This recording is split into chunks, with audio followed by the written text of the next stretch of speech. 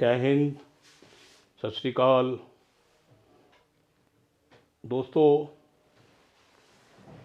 छोटी सी रिक्वेस्ट, शुरू करने से पहले चैनल सब्सक्राइब कर कीजिए और बेल आइकन दबाइए। बार बार कहने से थोड़ा सा बुरा भी लगता है, थोड़ी सी शर्म भी आती है। इसमें कोई दो राय नहीं कि हिंदुस्तान में अगर सबसे अच्छा कोई यूट्यूब वाले काम कर रहे हैं तो हमारा चैनल कर रहा है। किसी में इतनी हिम्मत, इतनी ताकत, इतनी दिलेरी नहीं जितनी हम लोग करते हैं। डरते भी हैं करते हुए भी कुछ बुरा ना हो जाए, लेकिन चलिए, अभी तक तो नहीं हुआ, आगे की खुदा जाने। लेकिन आप लोगों का फ़र्ज़ बनता है, चाहे हमारे इस चैनल को सब्सक्राइब कीजिए और बेल आइकन दबाइए। अगर आप अच्छा कंटेंट देखना चाहते हैं, अगर आप नाच गाना या कुछ हल्का फुल्का देखना चाहते हैं तो आपकी मर्ज़ी। चलिए, आज आते हैं आज के टॉपिक पर। आज के टॉपिक पर बात करने से पहले मेरे को राहत इंदौरी साहब का एक शेर याद आ गया।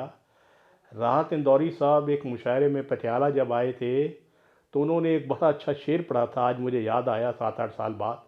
उनका इंतकाल हो चुका है, यानी डेथ हो चुकी है 2-3 साल पहले। तो वो कहते थे, झूठों ने झूठों से कहा है सच बोलो।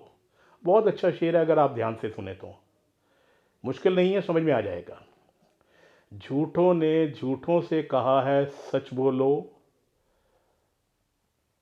घर के अंदर झूठों की एक मंडी है। घर के अंदर झूठों की एक मंडी है, बाहर दरवाजे पर लिख रखा है सच बोलो। घर के अंदर झूठों की एक मंडी है, बाहर दरवाजे पर लिख रखा है सच बोलो। हमारा इस देश का, भारत का, हिंदुस्तान का कोई भी सियासतदान सच बोलता हो, ये मुमकिन नहीं। झूठ किस हद तक बोलता है? जिस हद तक वो जा सकता है।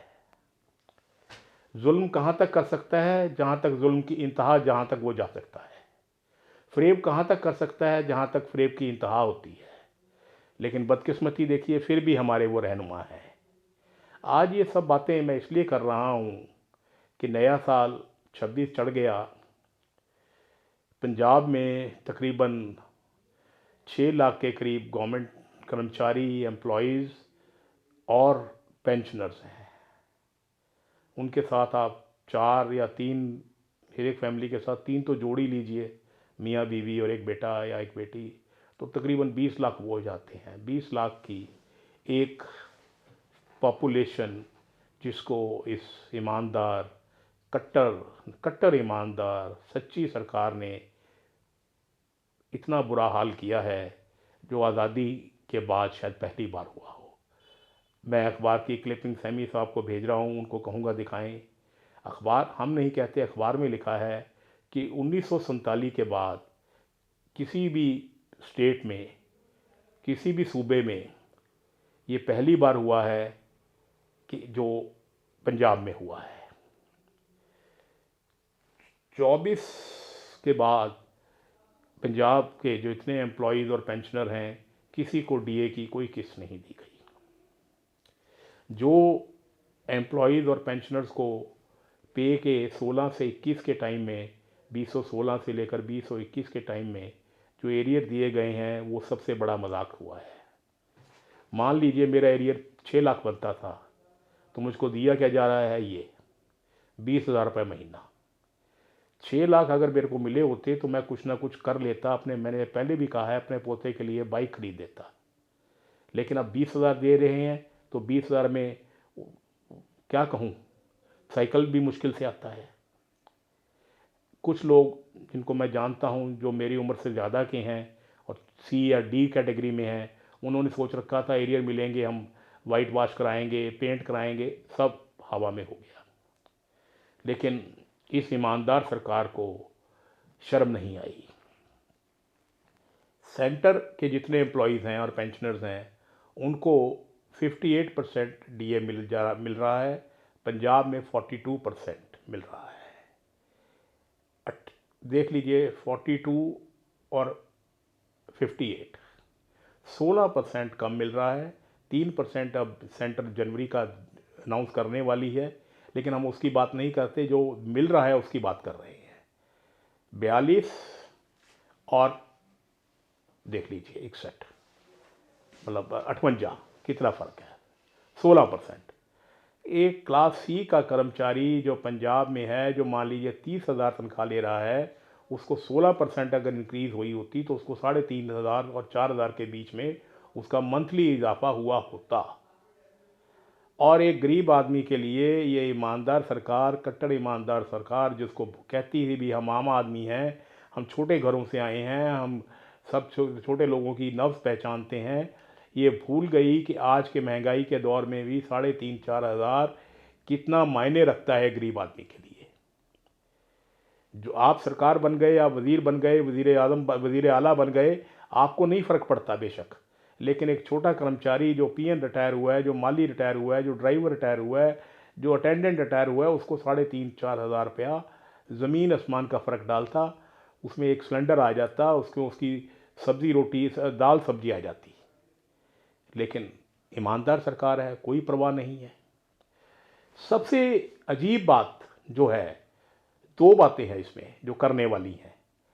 जितने यहाँ सेंटर के कर्मचारी हैं, जितने आईएएस हैं, चीफ सेक्रेटरी हैं, सेक्रेटरीज हैं, डीसीज हैं, कमिश्नर्स हैं, एसएसपी हैं, डीआईजी हैं, आईजी हैं, एडीजी हैं, डीजी हैं, ये सब 58% ले रहे हैं। अब देखिए कमाल की बात, ये मान लीजिए चीफ सेक्रेटरी साहब 58% ले रहे हैं, जो उनके ऑफिस में एक क्लास 4 एम्प्लॉई है, दर्जा 4 कर्मचारी है, सॉरी, वो 46% ले रहा है। चीफ सेक्रेटरी साहब की तनख्वाह 3 लाख है, 3 लाख होनी चाहिए, उसके उसके उसमें 58% मिला के 3-3.5 लाख रुपया। दर्जा का 4 जो पीएन उनके पास है, उसकी तनख्वाह 30-35 हज़ार होगी। उसको महंगाई की ज़्यादा मार है, ना कि चीफ सेक्रेटरी साहब को। लेकिन उल्टा है, चीफ सेक्रेटरी साहब को हालांकि उस पैसे की ज़रूरत नहीं, उनको मिल रहा है, जिसको ज़रूरत है उसको मिल नहीं रहा। कितना बड़ा मजाक है ये। एक दफ्तर में 9 से 5 ड्यूटी चीफ सेक्रेटरी भी कर रहा है, 9 से 5 पीएन भी कर रहा है। वो उसकी किस्मत है, वो चीफ सेक्रेटरी बन गया, या मेहनत कह लीजिए, इंटेलिजेंस कह लीजिए, वो पीएन बन गया। लेकिन गुनाह नहीं है कोई, नौकरी वो भी कर रहा है, लेकिन वो उसका जो ऑफिसर है वो 58% से तनख्वाह ले रहा है, वो बेचारा 42% से ले रहा है, 16% कम महंगाई के दौर में। एक बात मैं और कहना चाहूँगा बिना किसी डर के, इसमें जहाँ हुक्मरान पार्टी, हुक्मरानों का दोष है, वहाँ सबसे बड़ा दोष हमारी ऑनरेबल हाई कोर्ट को है। जब एम्प्लॉयज़ और पेंशनर ने एरियर के लिए पटिशनें फाइल की, कई पटिशन थी, आखिर में कोर्ट ने ये कह दिया सरकार को कि आप देख लें। क्या देखा उन्होंने? बाबा जी का ठुल्लू देखा। कोर्ट स्पीकिंग ऑर्डर क्यों नहीं करती? अब डीए के ऊपर है। जितने जजेस हैं, ऑनरेबल जजेस हैं ऑनरेबल हाई कोर्ट के, मैं 2 बार ऑनरेबल कह रहा हूँ क्योंकि डर लगता है कहीं सुओ मोटो लेके मुझे अंदर ना कर दें वो, लेकिन उनके खिलाफ नहीं बोल रहा, उनकी ज़मीर के खिलाफ बोल रहा हूँ। जितने हमारे ऑनरेबल जजेस हैं of the honourable high court Punjab और हरियाणा, वो सब इंक्रीज्ड डीए के साथ अपनी पे लेते हैं, उनको 58% मिलता है। मैं एक बात दावे से कहता हूँ, अगर उनको 42% मिला होता, या उनके एरियर किस्तों में उनको उनके जो एरियर हैं किस्तों में दिए गए होते सरकार द्वारा, तो वो कब के कब वो सरकार के खिलाफ ऑर्डर पास किया होता। क्योंकि उनको फ़र्क नहीं पड़ रहा, उनको मिल रहा है, तो वो सरकार को कहते हैं देख लीजिए, देख लीजिए, मतलब नो एक्शन। देखिए, जब सरकारें फेल हो जाती हैं तो कौन रक्षा करता है? नागरिक की रक्षा कौन करता है? सरकार फेल हो गई तो जुडिशरी करती है, लेकिन यहाँ तो जुडिशरी भी फेल है। यहाँ जुडिशरी आंखें बंद किए बैठी है, पट्टी बांधी हुई है, पता नहीं है पट्टी कब खुलेगी।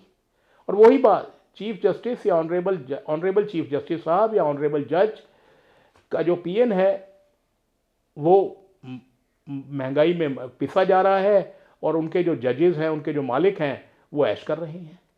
क्यों नहीं वो सरकार को कहते, क्यों नहीं वो फाइनेंस सेक्रेटरी और फाइनेंस मिनिस्टर को कटघरे में खड़ा करते और कम से कम एक ये कहें कि आपके अगेंस्ट और ज़्यादा नहीं, उनके अगेंस्ट स्ट्रिक्चर पास कर दें, तभी भी तब उसके बाद ही फैसला आ जाएगा। अब देखिए फ़र्क पड़ जाएगा। लेकिन आप कह देते हो अभी देख लीजिए। अच्छा, यहाँ कुछ लोग मेरे से कहेंगे भी यूनियंस फेडरेशन एसोसिएशंस पिछले 10 साल से डेड हो चुकी हैं, उनका कोई वजूद नहीं रहा। वो थोड़ी सी हैं, मतलब क्या कहें उनको, सेरेमोनियल टाइप हैं। वो भी बेचारे, जो मिनिस्ट्रियल स्टाफ है, एसोसिएशन है, वो भी डरते हैं क्योंकि सबकी बीवियां या बीवियों के शौहर दोनों के मतलब शरीके हयात जिनके हैं वो सब जॉब करते हैं। उनको ये डर है कि हम बोले, अगर हमने नारे लगाए, हमने स्ट्राइक की, हड़ताल की, तो ये हमें फिरोजपुर बदल देंगे, वहाँ बॉर्डर पे बदल देंगे, तो जो मिलना तो 8-10 हज़ार है, तो नुकसान ज़्यादा हो जाएगा। तो ये भी उनकी मजबूरी है जिसको ये हुक्मरान एक्सप्लॉइट कर रहे हैं। लेकिन ये कट्टर ईमानदार, मतलब पूरी ईमानदार सरकार जो गरीबों की सरकार है, इसको इतना मजाक नहीं करना चाहिए। अभी कुछ हवा में ये बात चल रही है कि 3-4% लोहड़ी से पहले दे दिया जाए, तो ये भी एक भद्दा मजाक होगा।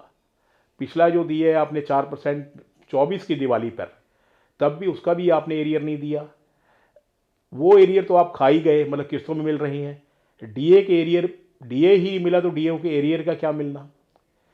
मैं ऑनरेबल फाइनेंस मिनिस्टर वज़ीर ख़जाना से ये बता दूं कि डीए कोई एहसान नहीं होता, कोई चैरिटी नहीं होती। जब आप कह देते हो लोहड़ी पे या दिवाली पे तोहफ़ा दिया, तोहफ़ा नहीं है, ये कर्मचारियों का हक है।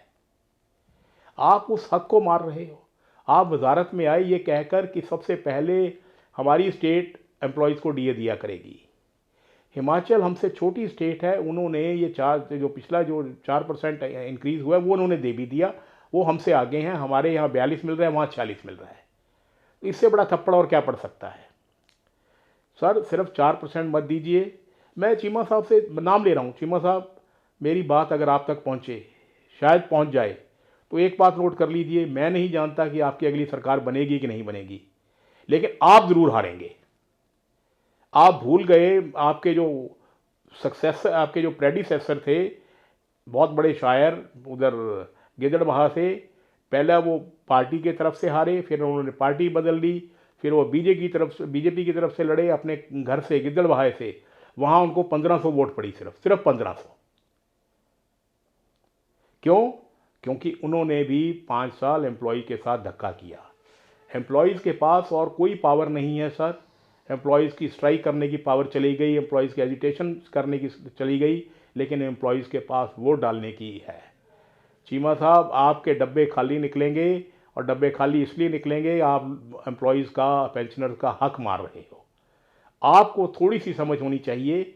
आप अब भी अपने आप को बचा सकते हो, थोड़ा सा जमानत जब्त होने से बचा सकते हो। हारना तो आपने है ही है। अब आप दो चाहे ना दो, हार आपकी पक्की है। अब एम्प्लॉय इतना सियाना हो गया, अगर उसको लास्ट टाइम में मिलते हैं तो वो ले भी लेता है और ठुड्डा भी मारता है। आपके ठुड्डा पड़ेगा ही पड़ेगा, आप मुंह के बल गिरोगे, आपके दांत टूटने ही टूटने हैं। लेकिन दुख इस बात का है कि आप एक कॉमनर थे, आप आम घरों से थे, आपने 20 लाख लोगों का हक मार दिया, उनकी आवाज़ नहीं सुनी। तो मैं सिर्फ जाते जाते एक शेर ज़रूर कहना चाहूँगा चीमा साहब के लिए। क्या चीमा साहब एक शेर सुन लीजिए, बहुत अच्छा शेर है ये। उसमें शायर साहब कहते हैं, कुर्सी है ये तुम्हारी जनाजा नहीं है, कुर्सी है तुम्हारी जनाजा नहीं है, कर नहीं सकते तो उतर क्यों नहीं जाते। अगर आप कुछ कर नहीं सकते तो कम से कम उतर तो जाओ यार। इससे ज़्यादा और मैं आप लोगों को आईना नहीं दिखा सकता। बहुत बहुत शुक्रिया, धन्यवाद, थैंक यू।